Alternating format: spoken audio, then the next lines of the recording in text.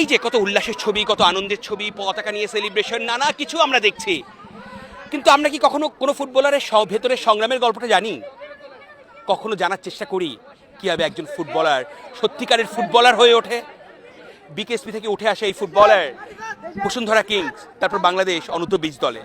সাফের প্রথম ম্যাচে পাকিস্তানের সঙ্গেই এই মাথায় আঘাত পেয়েছে। আপনার কাছে মনে হতে পারে এটা গামছা, না ভাই এটা গামছা না, এটা এটা ব্যান্ডেজ। এই ব্যান্ডেজ নিয়েই পরের ম্যাচগুলো সে খেলেছে এবং বাংলাদেশকে চ্যাম্পিয়ন করেছে। আমরা ফেসবুকে স্ট্যাটাস দিতে পারি, আমরা নানা রকম কথা বলতে পারি, আমরা টিটকারি মারতে পারি, কিন্তু সত্যিকারে বাংলাদেশের গৌরব যারা বয়ে আনে তারা হচ্ছে এরকম মাথায় ব্যান্ডেজ নিয়ে দলকে চ্যাম্পিয়ন করে। কোনো প্রকার ফিল হয়নি যে কেন এই রিস্কটা নিব? না, রিস্ক নিব না কেন, কারণ দেশ সবার আগে। আমাদের চ্যাম্পিয়ন হতে হবে, আমরা আসছি চ্যাম্পিয়ন ট্রফি নিয়ে যাওয়ার জন্য দেশে, এর কোনো বিকল্প নাই।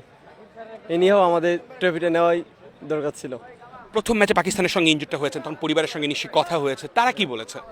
না, তারা অনেক ভয় পাচ্ছিল, ওরা বলতেছিল যে দরকার রেস্ট নে। দেন আমি সবাইকে বুঝাইছি না আমি পারবো, ইনশাল্লাহ আমি দেশের জন্য ভালো কিছু করবো। Then we are champion. মাত্র তো সাফ অনূর্ধ্ব-20, সামনে অনেকটা দূর এগিয়ে চলার শুভকামনা আপনার জন্য। ধন্যবাদ। এভাবেই প্রতিটা ফুটবলার কিন্তু তাদের জীবন সংগ্রামের গল্পগুলো তুলে ধরে, তার এক একটা ধাপ পার করে তারপরে কিন্তু বয়সভিত্তিক জাতীয় দল, তারপর জাতীয় দলে আসে। ওরাই দেশের জন্য সব রকমের ঝুঁকি নিয়ে শিরোপা জেতে, যেরকমভাবে বাংলাদেশ ভারতকে হারিয়ে চ্যাম্পিয়ন হয়েছে, সাফ অনূর্ধ্ব-20 শিরোপা জিতেছে মালদ্বীপে। অর্ণব বাপি, ল্যাটিন বাংলা।